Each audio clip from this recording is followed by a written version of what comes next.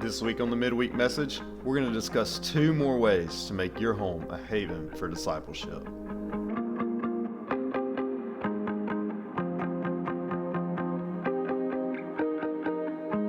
Hey everyone, welcome to the Midweek message, your midweek encouragement to help you grow in your relationship with the Lord. And today we're going to be continuing on from our previous week where we talked about 2 ways to cultivate a haven for discipleship within your home. Those 2 ways were to cultivate this godly atmosphere within your home where it's not really awkward to talk about God in your house. And the other way was to pray together as a family. And we will link that in the description below so you can check that video out first if you haven't seen it. But today we're going to talk about 2 more ways that can help you just make your home a haven for discipleship, a place where your children and your family can just come together and grow in your relationship with the Lord and become more and more like Jesus has called you to be. And so the first way that we are going to talk about today is don't forget to extend grace. Don't forget to extend grace. So what is grace then? I mean, if we don't want to forget to extend it, we really need to know what it is, don't we? And so when we talk about grace, often some people will say it's just a free pass. You get away with something a little bit. But I think it's a little bit more than that. Grace is getting something we don't deserve. We deserve death. We deserve punishment for our sins, and yet God shows grace towards us. That's the greatest example, is God's unmerited favor towards us. What we didn't do anything to deserve His grace, and yet He lavishes it on us because He's a loving Father that cares about us. So grace isn't just this free pass for us. It changes us. It doesn't excuse us. When we experience grace, it doesn't just leave us in the same place we were. It's not like you just got away with taking something that wasn't yours. And so, of course, why wouldn't you do it again? Because you got away with it. No, this is when you experience grace, it transforms you and makes you something different. So we want to be able to extend grace to each other within our families. That changes us in ways as a family that you can't imagine. Because no longer is it about, the perfect ones are over here and the non-perfect ones are over here, and we're kind of clashing all the time because, you can't see your own faults and all this stuff. Instead, what you do is you experience grace and you say, hey, you know what? I'm not perfect. You're not perfect. And that's okay. We're going to get through this life together, and we're going to love each other and show each other things that sometimes we don't deserve. Sometimes we just do not deserve it. Ephesians chapter 4 verse 7 says, "But grace was given to each one of us according to the measure of Christ's gift." If God has shown us this grace, we should extend it to others, especially those within our family. It's not that your child or your parent deserves that grace or that they did something to earn it necessarily, because grace is something unmerited. We give it because we want to be like Christ. We want to show Christ within our family. And so parents, you have to remember, your child is not perfect. They're going to make mistakes. And you're probably thinking in your head, yeah, I can list off a few of them they made just this past week. But here's the thing, you have to remember, they're not going to be this perfect child all the time. Now that doesn't mean that they don't get punished when they do wrong. That doesn't mean you just let them do whatever they want and, just forgive it and everything. What it means is you can still show grace and say, hey, you know what? You deserve a lot greater punishment than what you're given. Or maybe even in those things that they've made that big mistake, you can show grace and say, hey, you know what? You deserve far greater punishment than this. But I want to show Christ to you in this situation. I want to show you what it looks like to be forgiven by Christ. Parents, you don't realize the great amount of influence you can have on your child when you extend grace to them when they do not deserve it. And students, your parents are going to mess up. They're not perfect. And they're going to try their best to be the best parents they can be, but sometimes they're going to mess up badly. You're going to have times whenever they mess up and you say, look, they did all this to me. They did all that to me. And I'm sitting here and I don't feel like I deserved any of that. Been there. Trust me, we've all been there. My parents make mistakes. Sometimes it'll feel like they've just gone off on you for no good reason. But here's the thing you have to remember. Even in those moments where you feel wrong, even in those moments where you feel like things happening are not your fault and you're just getting a bad rep for it, you have to remember to extend grace to your parents. You didn't come with a manual. They're still learning this as they go too.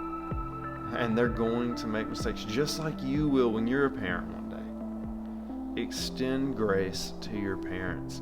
They're trying their best. I promise you they are. And sometimes I need to be reminded, hey, you know what? I know you're trying your best. I still love you. Let's work through this and we can come out on the other side better than we were before. If you want to have a great relationship with your parents, extend grace to them when you feel like they probably don't deserve it. And when they do it to you, recognize that. And y'all will build and grow closer to each other more than you can imagine.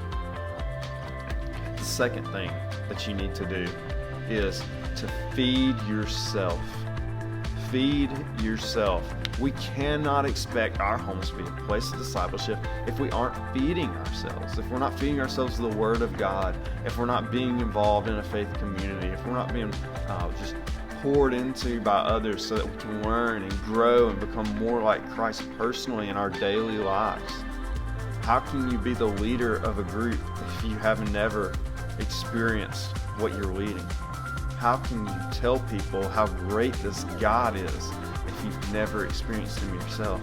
How can you say taste and see that the Lord is good if you've never tasted and seen yourself? That's not how this works.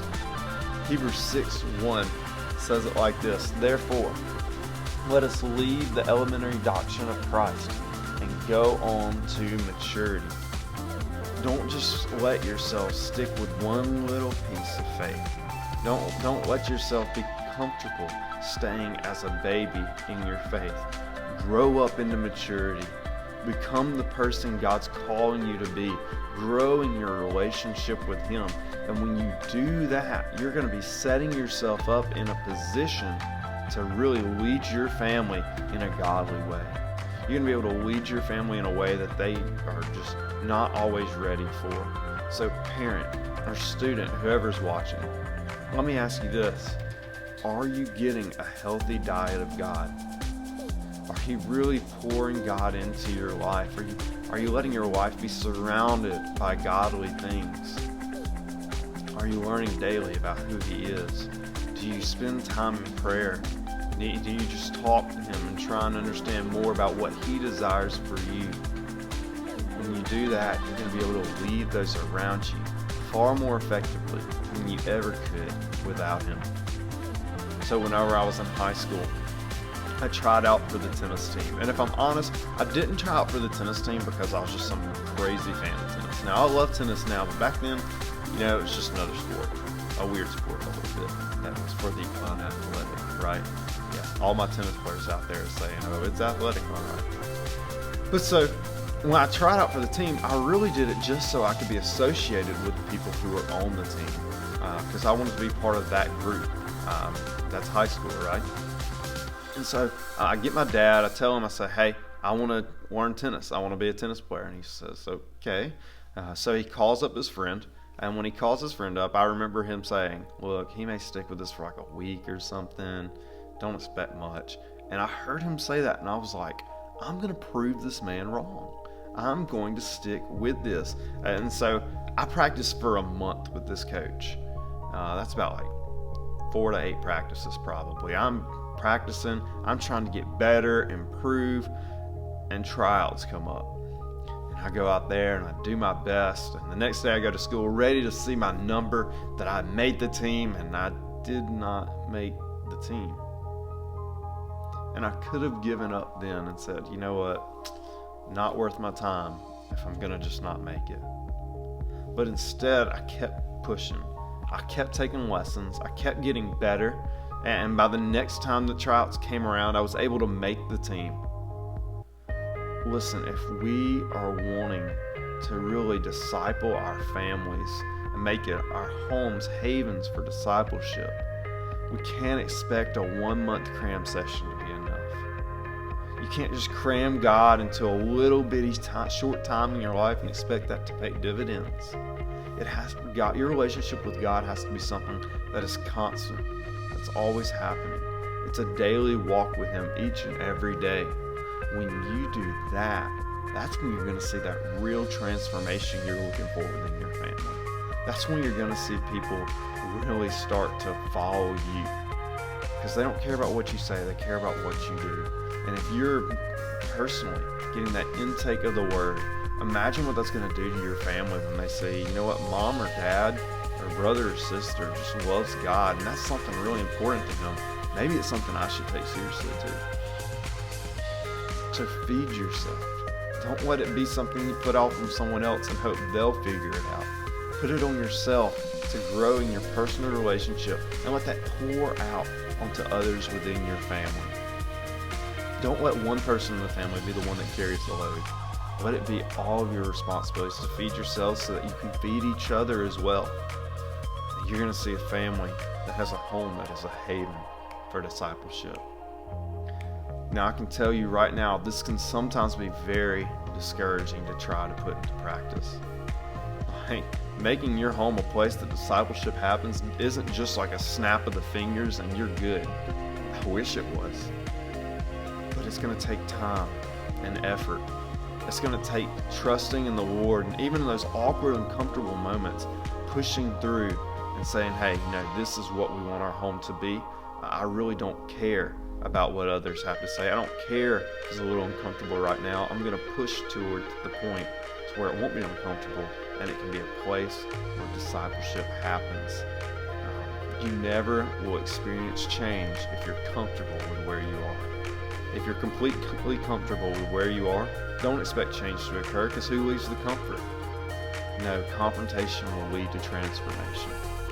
So don't be afraid to step out on faith and trust that, even in this time where it's hard and it's rough, I'm going to trust that this is what God's calling me to as a parent, as a child, and make my place, my family, a place where discipleship occurs daily.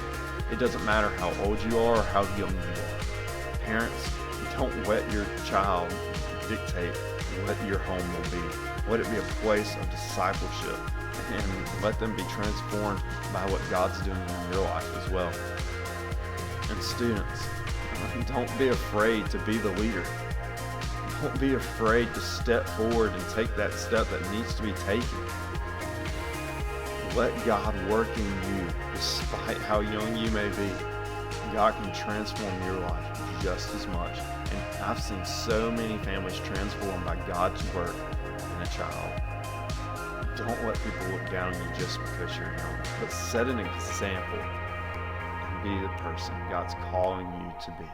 Hey everyone, thank you so much for watching. This is kind of a new thing we're trying out, so if you found it helpful, we'd really appreciate a like below, or maybe even a share if you wouldn't mind.